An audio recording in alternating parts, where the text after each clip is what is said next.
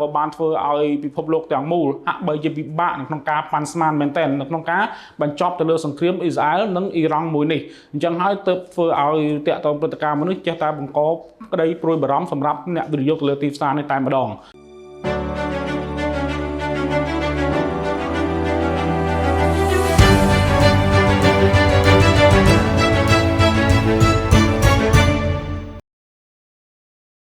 បាទជំរាបសួរបងប្អូនទាំងអស់គ្នាជួបគ្នាជាថ្មីនៅក្នុងកម្មវិធីវិភាគព័ត៌មានប្រចាំថ្ងៃរបស់ក្រុមហ៊ុន GLG Investment ដោយជួបជាមួយនឹងខ្ញុំគុណណាន់នៅថ្ងៃទី19មិថុនា2025នេះខ្ញុំនឹងធ្វើការអាប់ដេតទាក់ទងនឹងព្រឹត្តិការណ៍ព័ត៌មានផ្សេងៗដែលពាក់ព័ន្ធជាមួយនឹងបម្រែបម្រួលនៃតម្លៃទីផ្សារបាទសម្រាប់តម្លៃទីផ្សារមាសកាលពីម្សិលមិញយើងឃើញថាវាមានការប្រែប្រួលនៅក្នុងកម្រិតមួយតិចតួចតែប៉ុណ្ណោះនៅក្នុងរយៈពេលចុងក្រោយនេះបាទដែលកម្រិតនៅក្នុងការប្រែប្រួលគឺនៅក្នុងតម្លៃត្រឹមតែ$40នៅក្នុងមួយអោនដែលវាបានឡើងចុះនៅក្នុងចន្លោះ$3,360ទៅ$3,400នៅក្នុងមួយអោនបាទយើងគិតជាតម្លឹងប្រហែលជា$50នៅក្នុងមួយតម្លឹងបាទអញ្ចឹងយើងឃើញថាតម្លៃហាងឆេមនេះហាក់បីជាមិនសូវជាមានការប្រែប្រួលអីប្រមាណទេក្នុងរយៈពេល2ថ្ងៃចុងក្រោយនេះបាទដោយសារតែតាក់ទងទៅនឹងព្រឹត្តិការណ៍សង្គ្រាមគឺនៅតែបន្តមានហើយនៅតែក្តៅដដែលដែលទីផ្សារគឺកំពុងតែរងចាំមើលទៅលើព្រឹត្តិការណ៍សង្គ្រាមនេះថាតើវានឹងវិវត្តទៅដល់បែបណាទៀតបាទតោះឥឡូវយើងមកតាមដានតាក់ទងទៅនឹងការវិវត្តនៃសង្គ្រាមនៅខាងមជ្ឈមបូព៌ារវាងអ៊ីស្រាអែលនិងប្រទេសអ៊ីរ៉ង់បាទអញ្ចឹងសម្រាប់បច្ចុប្បន្នភាពតាក់ទងទៅនឹងសង្គ្រាមនៃប្រទេសទាំងពីរនេះហាក់បីជានៅ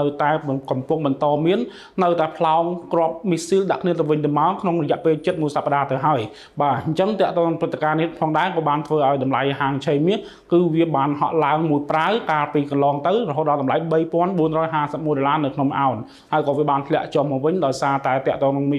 លេចលឺនៅព័ត៌មាន positive ក៏ដូចជាព័ត៌មានសុទ្ធិនិយមមួយចំនួនក៏បានធ្វើឲ្យតម្លៃហាងឆេមាសបានធ្លាក់ចុះហើយក៏រក្សានៅក្នុងតម្លៃមួយនៅក្នុងកម្រិតមួយគឺនៅក្នុងចន្លោះ$3,360ទៅ$3,400នៅក្នុងមួយអោនអញ្ចឹងយើងបន្តមើលតាមដានទៀតថាតើតាក់ទងទៅនឹងអ្វីដែលមានការអាប់ដេតទៅលើព័ត៌មានក៏ដូចជាព្រឹត្តិការណ៍សង្គ្រាមនោះគឺវានឹងពាក់ព័ន្ធជាមួយនឹងខាងភាគីសហរដ្ឋអាមេរិកដែលពិភពលោកកំពុងតែតាមដានអ្វីដែលតាមដាននោះគឺឃើញថាតើតាក់ទងទៅនឹងភាគីសហរដ្ឋអាមេរិកអាចនឹងចូលរួមពាក់ព័ន្ធជាមួយនឹងសង្គ្រាមនេះដែរឬទេខណៈដែលបច្ចុប្បន្នខាងភាគីអាមេរិកគឺបានធ្វើការគម្រាមកំហែងរួចទៅហើយទៅខាងភាគីអ៊ីរ៉ង់ឲ្យអ៊ីរ៉ង់ធ្វើការចុះចាញ់ទៅលើការប្រយុទ្ធមួយនេះហើយឲ្យអ៊ីរ៉ង់ចុះចាញ់ដោយគ្មានលក្ខខណ្ឌទៅទៀតហើយទាំងអស់នេះហើយគឺជាក្តីបារម្ភមួយសម្រាប់ពិភពលោកទាំងមូលហើយទន្ទឹមគ្នានេះផងដែរលោកដូណាល់ត្រាំក៏បានគម្រាមទៅថ្នាក់ដឹកនាំរបស់អ៊ីរ៉ង់ផងដែរថាលោកអាចនឹងសម្លាប់ថ្នាក់ដឹកនាំកម្ពុជារបស់អ៊ីរ៉ង់ពេលណាក៏បានដែរបើសិនជាលោកចង់ធ្វើចឹងមានន័យថាទាំងអស់នេះគឺ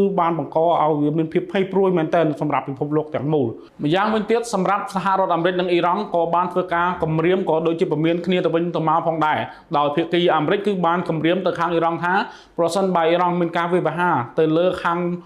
តាក់ទងនឹងយោធាណាមួយដែលអាមេរិកឈរជើងនៅខាងឈឹមបូព៌ានោះអ៊ីរ៉ង់នឹងរងការវាយប្រហារយ៉ាងធ្ងន់ធ្ងរពីសហរដ្ឋអាមេរិកដូចគ្នាដែរអ៊ីរ៉ង់ក៏បានប្រមានទៅអាមេរិកវិញផងដែរថាបើសិនជាអាមេរិកចូលរួមប្រតិបត្តិការសឹកជាមួយនឹងប្រទេសអ៊ីស្រាអែលនៅក្នុងការវាយកំទេចទៅលើរោងចក្រនុយក្លេអ៊ែររបស់ខ្លួនដែលមាននៅខាងក្រោមដីនោះអញ្ចឹងអ៊ីរ៉ង់ក៏នឹងធ្វើការវាយប្រហារទៅលើមូលដ្ឋានទ័ពរបស់សហរដ្ឋអាមេរិកដែលឈរជើងនៅក្នុងតំបន់នោះដូចគ្នាអញ្ចឹងតាក់ទងទៅនឹងចំណុចនេះហើយក៏បានធ្វើឲ្យពិភពលោកទាំងមូលហាក់បីជាពិបាកនៅក្នុងការប៉ាន់ស្មានមែនទែននៅក្នុងការបញ្ចប់ទៅលើសង្គ្រាមអ៊ីស្រាអែលនិងអ៊ីរ៉ង់មួយនេះអញ្ចឹងហើយទើបធ្វើឲ្យតាក់ទងព្រឹត្តិការណ៍មនុស្សចេះតែបង្ក